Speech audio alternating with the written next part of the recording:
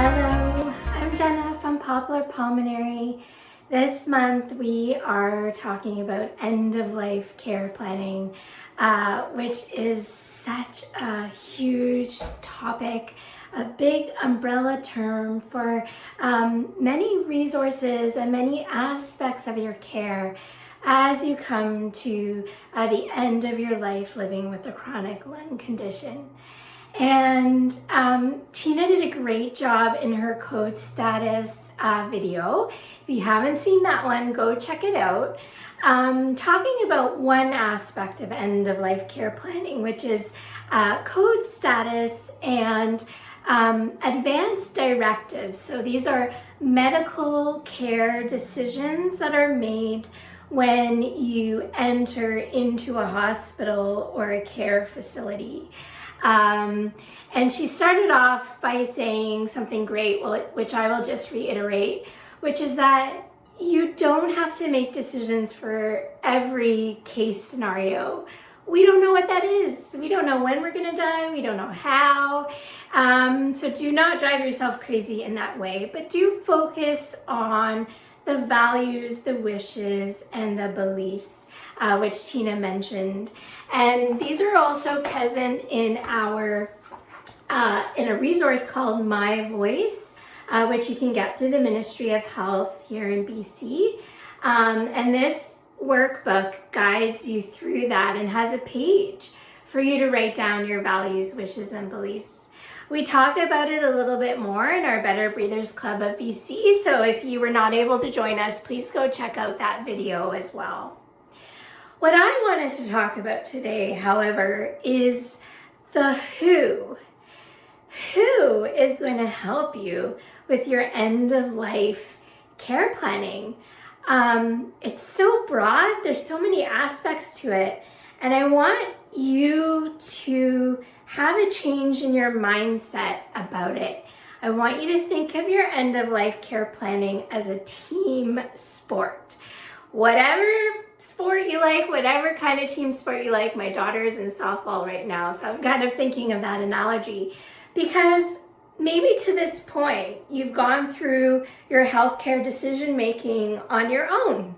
You know, you've had the mental capacity, you've been able to look up resources and make decisions for yourself. And end-of-life care planning, there's a shift. And the shift is that, what if we can't make those decisions for ourselves? We could do some pre-planning about it, which I'm going to talk about in this video. But we really need to be choosing who's our manager, who's our coach, who are our players, our team players that are going to help you through this time of your life and support you, advocate for you, make sure your wishes come true. And in crisis, it's not usually the time to put together your team. So we're encouraging you to do this really early. It could be really helpful to have your team in place, have everybody know all the details, and have them all there supporting you as you make this transition into end of life. So who are the who's? Well, as we've been discussing this month, there's different aspects in end-of-life care planning. I wanted to start with some of the legal aspects. So this would be things like estate planning, like your will. And in that will, you're going to pick an executor. So that person who's going to be in charge of making sure your wishes in the will are executed. So who will that person be for you? To make your will, you might need to seek legal services, but you can also do your will without legal services. You could do it online or a paper form, and you'll need witnesses. So who will those witnesses be? You need at least 2. The other kinds of things to think about in estate planning would be things like your funeral arrangements, your celebration of life. So who will be leading those things? What would you like?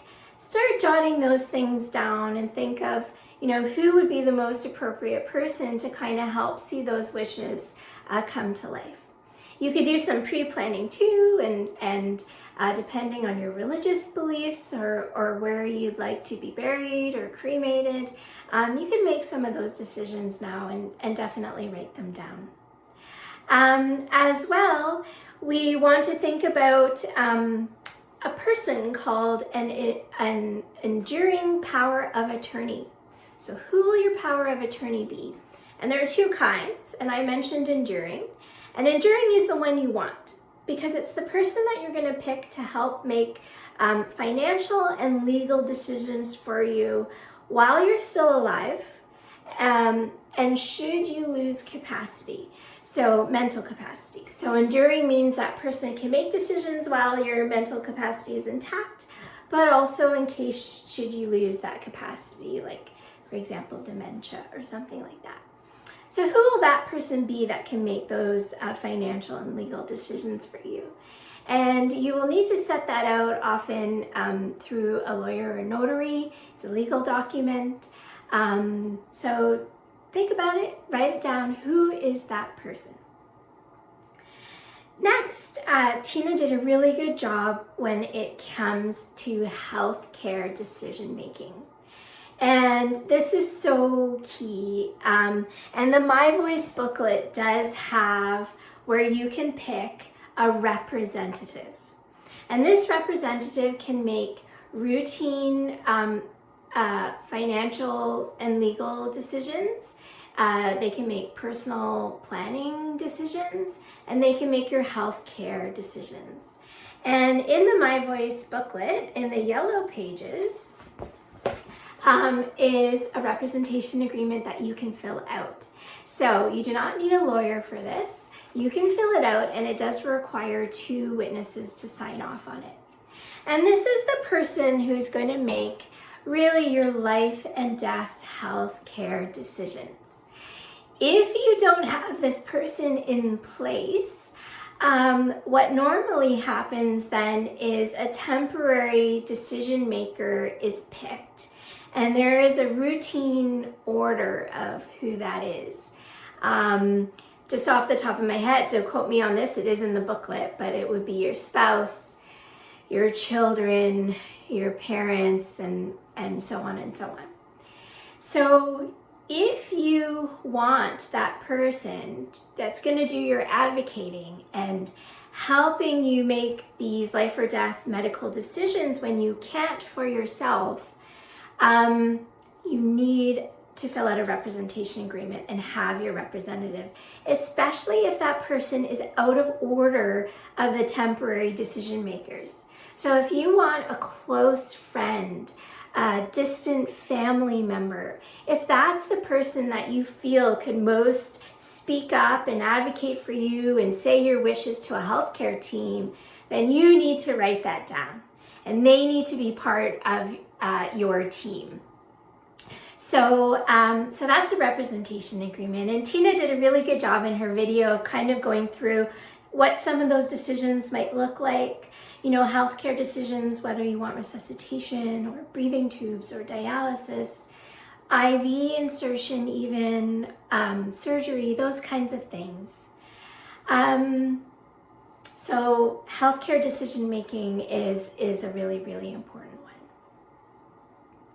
And then last but not least, when we think of end of life care planning and we go back to that shift, that mental shift really from maybe what we call curative type treatments, like really medical heavy treatments, to perhaps more supportive treatments and comfort treatments, there is a huge umbrella of care and decisions and things to think about, and people who will be involved at that time of your life.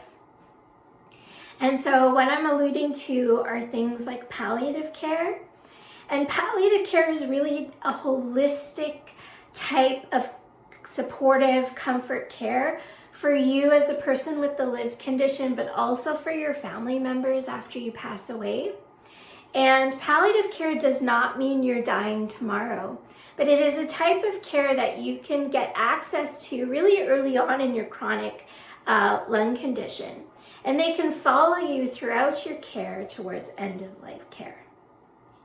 Then there is perhaps a palliative care team or a palliative care doctor, or even palliative in hospice, where you're more towards the end of your life and you're really looking for care that is really comfort-based. Things to medications to ease your shortness of breath, medications to reduce nausea and pain. And a palliative care team or doctor are really the experts in that type of care. And so who will that be? Who might the team be? These are the things you can start looking into now. And I mentioned hospice, so one other kind of thing to think about would be, where do you want to die? Do you want to die in hospice? Would you like to die at home? Would you like to die, or do you see your care looking towards moving from your home into an independent living, an assisted living, maybe even long-term living? And again, you don't need to know exactly. Your care, values, and wishes and beliefs can help guide your family members and loved ones in that decision-making at that time. And maybe you have a say too at that time. But if you have really strong feelings about it, or where you'd like to be, or who you'd like to be with, write those things down. Have those conversations with your family members, with your loved ones. Gather your team. Know who your manager is, know who your coach is, know who your teammates are. Write it all down. And you be the driver of how you'd like your end-of-life care to look like. So we've got lots of resources below. Go check them out. Take care and go out and live your best long life. See you next time.